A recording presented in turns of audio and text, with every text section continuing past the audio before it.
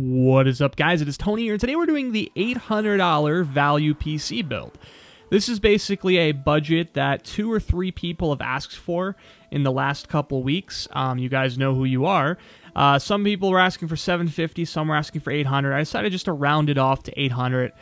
If you really need to save some money, just try to get $50 more. I don't know what to tell you. Or cut it out of the hard drive, maybe. That'd be a good idea. But here we go. We're going to go ahead and get to the build right now. First off, we have the Intel Core i5-4460. This is a great value Haswell CPU. I've heard very good things about it for gaming. It's not going to let you overclock, unfortunately, but this is meant to just be the best bang for your buck. Next up for the board, again, a bang for your buck type of board. $55, and it supports Haswell just fine. It's not going to help you future-proof your build or anything like that. For some reason, it has a ton of very small PCI slots, but it's a good board all around. Next up, we have some super cheap 8GB RAM. Basically, this is going to do plenty enough for gaming. You're really not going to need anything better than this unless you're going to get into like editing or something like that. But this is plenty enough all around for this build. Next up, we have the GPU, which is where we went kind of big. I wanted to get something that was good for gaming, so you're able to play a lot of different types of games. This is going to handle some pretty beefy games.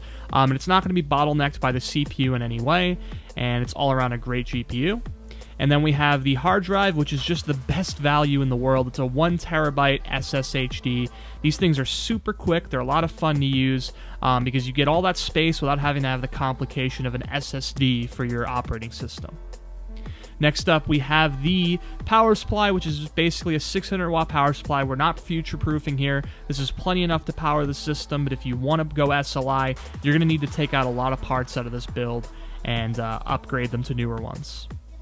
Next up, we have the case, which is just a really cool-looking case. It's a small little mid-tower, plenty enough to handle the components of this build, but it looks amazing. I actually personally want to build something out of this one day, so it's a great value at $60. So there you go. That is the $800 value PC build. The point of calling it a value build is that it gives you the best bang for your buck. I mean, when it comes down to it, if you want a PC that can perform really well without overspending, $800 is a really good price point. $500 is nice too, but $800 is going to give you the best performance where you can play all of the modern games, the games coming out soon, like Fallout 4, of course. Can't wait for that game. And it's going to be able to handle it all very well. I mean, you're going to be able to max out your specs pretty good if you're running on a 1080p system. So there you go. That is the $800 value build. Like I said, this is a fan-suggested build, so if you guys have any suggestions of your own, if you have your own budget, say $1,000, $900, whatever it is, please leave a comment below, and I'll go ahead and get around to making that build video as soon as possible. But that's pretty much it for now. I'll see you guys in the next video.